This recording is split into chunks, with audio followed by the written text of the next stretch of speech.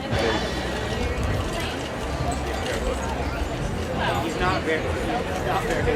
not very nice. Hi, I'm Kevin Fulton. I've been part of the Oregon Country Fair since 1981. We've had this same booth here for 30 years right here, and started out down on the other end of the fair. But I specialize in glass blowing, furnace work. I used to be a flame worker back in the 1980s, but switched over to furnace work in the 90s, and have developed kind of a combination of furnace work and flame work. And here's an example of something out of the furnace with some flame work additives going on with it. And it's all made out of soft glass. And really my specialty is making realistic, well, what I think are realistic native trout and salmon. Here's the brown trout right here in a rainbow.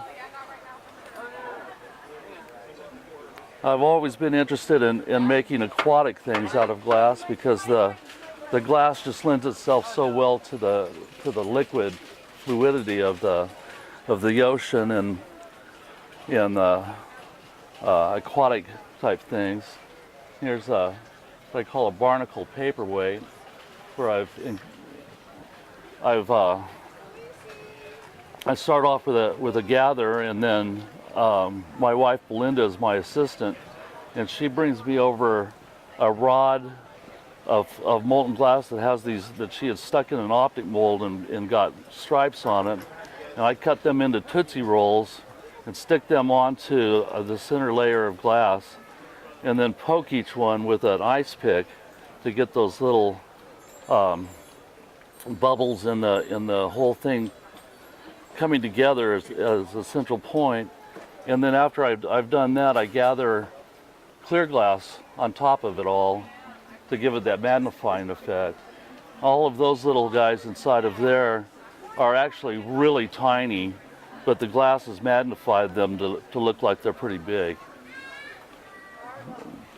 And I do a lot of seashells. It's been a well-known item of mine for many years. And also the kind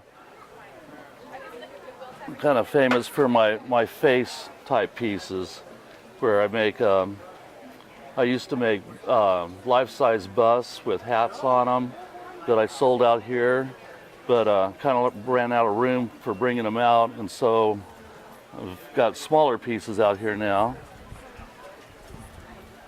And this guy right here is my face fish, and he has always kind of been my logo item. I had him on my business card for many years, and that was one of the first fish. Actually, I was making a plate, a face in the middle of a plate, and caught it, and when I came out of the furnace, I caught it on the door and it pulled it into a fish body. And we said, well, let's put some fins on it and see how it looks, and it developed into one of our most famous items that we've made. I also like making seahorses, and we make a few angels. There's some people out there that find them really special at a certain time of life.